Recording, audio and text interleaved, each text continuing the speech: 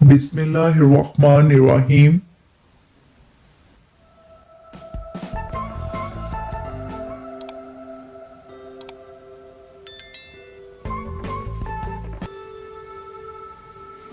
मामू यूनुस चार बहन भाइयों में सबसे बड़े थे। उन्होंने मैट्रिक तक तालीम हासिल कर रखी थी। बाकी बहन भाई अनपढ़ थे। गांव के लोग मामू को चौधरी कहते थे। इलाके में भी उनका काफी असरो रसूख था। नाज़िम से उनकी दोस्ती थी। नाना की 40 एकड़ अराजी थी जो नाना की वफात के बाद उन्होंने पटवारी और तहसीलदार से सास बास करवा के अपने नाम करवाई। जब दूसरे बहन भाइयों को पता चला तो वो अपने हिस्से की जमीन मांगने लगे। मामू ने जमीन देने से इनकार कर दिया और कहा, वालिद साहब ने मरने से पहले ही जमीन मेरे नाम करा दी थी। चाचू गांव के चंद बड़ों को लेकर उसके पास गए। उन्होंने मामू को बहुत समझाया, ये आपके सगे बहन भाई हैं। आपके वालिद की जमीन में आप सबका बराबर का हिस्सा बनता है। अपने बहन भाइयों को उनके हिस्से की जमीन दे दो, ये भी खुश हो जाएंगे और अल्लाह भी राजी हो जाएगा। मगर कोशिश के बावजूद मामू ना माने, अपनी जिद पर कायम रहे। यहाँ से मायूस होकर उन्होंने अदालत का दरवाजा खटखटाया। अपने असरो रसूख की बिना पर वो अदालती जंग भी जीत गए। अब वो 40 एकड़ ज़राई जमीन के तन्हा मालिक थे। मामू का एक ही बेटा था जो शहर में तालीम हासिल कर रहा था। एक मुंशी रखा था जो होने वाली आमदनी का हिसाब किताब करता था। जमीनों से अच्छी खासी आमदनी हो रही थी। 40 एकड़ जमीन में 2 एकड़ जमीन गैर आबाद थी। यहाँ एक पुरानी कब्र थी। लोगों का ख्याल था इस कब्र में अल्लाह का नेक बंदा दफन है। यहाँ कोई गैर मराई मखलूक रहती है, जिस वजह से चौधरी यूनुस की फसल दूसरे लोगों से ज्यादा औस देती है। जिंदगी सब्र और शुक्र की आजमाइश है। जो इस आजमाइश में कामयाब रहते हैं, जिंदगी बस उनकी है। जो सब्र और शुक्र की अहमियत को नजरअंदाज करते हैं, वो इस जहां में भी और आखिरत में भी नाकाम रहते हैं। लालच अकल को अपना गुलाम बना देती है। मामू को भी ज्यादा से ज्यादा की लालच रहती थी। उसने कई बार सोचा इस गैर आबाद जमीन को भी आबाद किया जाए ताकि उसे काश के काबिल बनाया जा सके। इस तरह आमदनी में भी इजाफा होगा। एक दिन उसने अपने मुंशी लियाकत को अपने इरादे से आगाह किया। मुंशी ने कहा, ठीक है चौधरी साहब, हम सुबह काम शुरू कर देंगे। 8-10 दिन में ये जमीन हमवार हो जाएगी। दूसरे दिन जब कब्र वाली जमीन को हमवार करने का काम शुरू होने लगा तो गांव के बुजुर्ग मामू के पास आए। उन्होंने कहा, इस जमीन को हमवार ना करें। यहाँ कोई अल्लाह का नेक बंदा दफन है या कोई गैर मराई मखलूक रहती है। इनको तंग ना करो। अल्लाह ने आपको बहुत कुछ दिया है। आपने अगर उनको बेघर किया तो ये आपके लिए नुकसानदेह होगा। उन्होंने बड़ों का कहना मानकर काम रोक दिया। रात को एक नदीदा कुव्वत मामू के पास आई, जिसे देखकर वो डर गए। आप कौन है और क्या चाहते हैं? मैं कोई भी हूँ, आपको इससे क्या गर्ज? आपको ये बताने आया हूँ कि आपकी गैर आबाद और बंजर जमीन हमारा मस्कन है। आपने जो इसे हमवार करने का मंसूबा बनाया, इसे अपने जहन से निकाल दें। अगर आपने ऐसा ना किया तो आपको बहुत नुकसान होगा। आपकी जमीनों की आमदनी भी खत्म हो सकती है। ये कहकर वो कमरे से निकला और फजा में तहलील होकर मामू की निगाहों से ओझल हो गया। सुबह मामू ने मुंशी को अपने पास बुलवाया, रात वाला वाकया सुनाया। कब्र वाली जमीन को हमवार करने से मना कर दिया। वक्त गुजरता गया। एक दिन मामू को फालिज का अटैक हुआ। वो बिस्तर के होकर रह गए। जमीनों की देखभाल अब उनके बस का काम नहीं था। लिहाजा उनका बेटा हारिस तालीम अधूरी छोड़कर वापस गांव आ गया। अब उस जमीनों की निगरानी करता अपने बाप की तरह। हारिस ने भी गैर आबाद जमीन को हमवार करके उसे काबिले काश्त बनाने का इरादा कर लिया। इस सिलसिले में जब उसने मुंशी से बात की तो उसने कहा, पहले बड़े चौधरी से बात कर ले।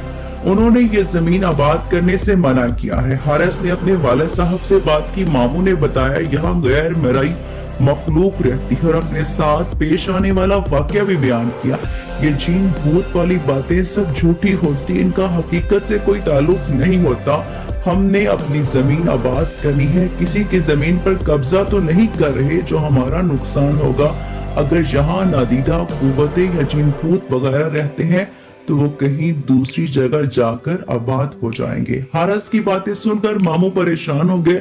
उन्होंने अपने बेटे को बहुत समझाया मगर वो ना समझा। मुंशी ने भी उसका हौसला बढ़ाया। फिर जैसे ही ट्रैक्टरों ने काम शुरू किया, मगरब की तरफ से काली घटा उठी। देखते ही देखते उसने पूरे गांव को अपनी लपेट में ले लिया। हर तरफ गर्दो गुबार और अंधेरा छाने लगा। इस तूफान से सिर्फ मस्जिद महफूज थी। फिर कब्र वाली जगह पर जोरदार धमाका हुआ। काम करने वाले ट्रैक्टर कलाबाजियां खाते खुशक पत्तों की तरह दूर जाकर गिरे। यही हाल ड्राइवरों, काम करने वालों, मजदूरों का था। हम आज किसी को नहीं छोड़ेंगे, हम तुम्हारा नामो निशान मिटा देंगे। तुमने हमारा आराम व सुकून बर्बाद किया, हमारे बच्चों को मारा, हम तुम्हारी नस्ल को मार डालेंगे। ये आवाजें इस कदर खौफनाक रख थी कि हर जीरो को खौफ आने लगा। हर तरफ आहो बगा और क़यामत सुगरा बरपा थी। एक नदीदा कुव्वत हारिस को उठाकर छत तक ले गई, फिर एकदम ही छोड़ दिया। वो धड़म से फर्श पर कमर के बल गिरा। इसको काफी चोटें आई। भला उस मुअज्जिन का जिसने अल्लाह अकबर कहकर ज़ोहर की अजान शुरू की। अजान की कलमात सुनते ही हर तरफ सुकून हो गया। गांव के लोग मस्जिद की तरफ दौड़े। मस्जिद का सहन ज्यादा वसी नहीं था, गांव के सारे लोग इसमें समा जाते। लोग अमाम मस्जिद से दुआ की अपील करने लगे। अमाम मस्जिद ने दुआ कराई, ये मखलूक खुदा, इन गरीब लोगों का तो कोई कसूर नहीं। ये चौधरी के यहाँ मजदूरी करके अपना और बच्चों का पेट पालते हैं। आज भी ये लोग वहाँ मजदूरी करने गए थे। ये लोग आपकी बस्ती से बेखबर थे। अनजाने में जो गलती कर बैठे हैं, इस गलती की माफी चाहते। हो सके तो चौधरी साहब को भी माफ कर दें। ये सब शर्मिंदा हैं, आइंदा कभी आपको बस्ती की तरफ नहीं जाएंगे।